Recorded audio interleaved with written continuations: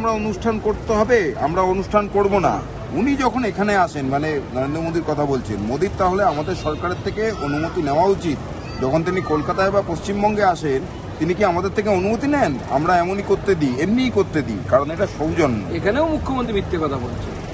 মুখ্যমন্ত্রী 19 সালে 14 সালে বিভিন্ন সময় নরেন্দ্র মোদী সভার জন্য পারমিশন দেয়নি, হেলিপ্যাড করার জন্য পারমিশন পর্যন্ত দেয়নি, নো অবজেকশন দেয়নি। এরকম বহু উদাহরণ আছে।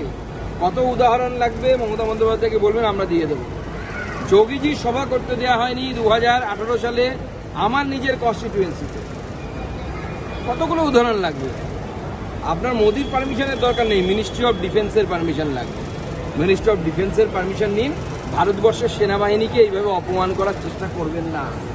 ভারতবর্ষের সেনাবাহিনী ভারতবর্ষের জন্য বুকে গুলি খায়, আপনার দলের মতো চুরি করে না।